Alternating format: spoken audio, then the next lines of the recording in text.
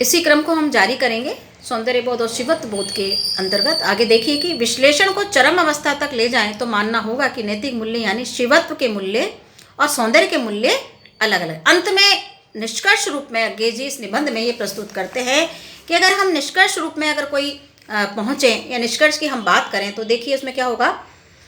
कि नैतिक मूल्य यानी शिवत्व के मूल्य और सौंदर्य के मूल्य दोनों क्या हैं, अलग अलग हैं और अलग विचार मांगते हैं। विशुद्ध तर्क के क्षेत्र में यह भी मान लेना होगा कि ऐसा हो सकता है कि कोई कलाकृति सुंदर हो और अशिव हो, कम से कम शिव ना हो। ऐसा हो सकता है कि कोई कलाकृति सुंदर हो और अशिव हो और या कम से कम शिव ना हो। यह मानकर भी पहली बात कैसे मानी जा सकती है, मतलब प्रश्न कर रहे हैं वो कि ऐसे कैसे हो सकता है। स्पष्ट ही यहाँ विरोधाभास है। वास्तव में उच्च कोटि का नैतिक बोध और उच्च कोटि का सौंदर्य बोध कम से कम कृतिकार में प्राय साथ साथ, मतलब कहते हैं कि किसी भी साहित्यकार के अंदर जो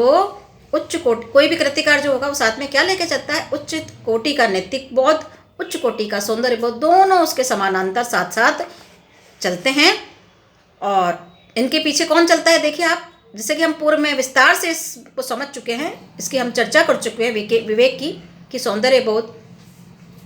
के पीछे क्या है, विवेक है ना। तो अब देखिए कि मानव का जो विवेक है, अब क्योंकि दोनों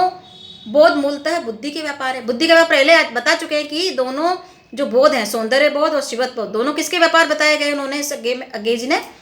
बुद्धि के व्यापार हैं, है ना। तो फिर आगे आप देखिए कि मानव का विवेक ही दोनों के मूल्यों का क्या है, स्रोत है ना, वहां से ही होता है ये। अब देखिए कि मानव का विवेक ही दोनों के मूल्यों का स्रोत है और दोनों के प्रतिमानों या मानदंडों का आधार भी क्या है, विवेक ही है। तो विवेकशील मानव की, विशेषकर उस विवेकशील मानव की जिसमें सृजनात्मक शक्ति या प्रतिभा भी है, जिसके अंदर बुद्धि है, जो विवेकशील है, और उसके अंदर अगर सृजनात्मक प्रतिभा है, सृजन का उसके अंदर गुण है या सृजन की उसमें कौशल है, सृजन की प्रतिभा है, तो क्या होगा, शक्ति है, सृजन शक्ति है, सृजन की प्रतिभा है, ग्राह्यता दोनों को ही पहचानती है। बुद्धि और जिस पर बुद्धि आधारित है वो क्या होता है, बुद्धि किसके सहारे चलती है, वो क्या है, वह है अनुभव, और निरंतर विकासशील और संस्कारशील है। बुद्धि और जिस पर बुद्धि आधारित है वो है अनुभव, जो निरंतर विकासशील है और क्या है, संस्कारशील है। निरंतर सूक्ष्मतर होती हुई संवेदना एकांगी भी हो सकती है, मतलब सूक्ष्मतर होती हुई जो कोई संवेदना हमारे भीतर है वो एकांगी भी हो सकती है। पर यहाँ सृजनात्मक शक्ति की बात की जा रही है, वहाँ एकांगिकता की संभावना कम है, और वहाँ और पुष्ट सौंदर्य बोध के साथ में वहाँ पर क्या होता है, पुष्ट नैतिक बोध भी, मतलब एकांगी नहीं है, वह दोनों समांतर साथ में दोनों चलते हैं, दोनों का मिश्रण साथ में चलता है। और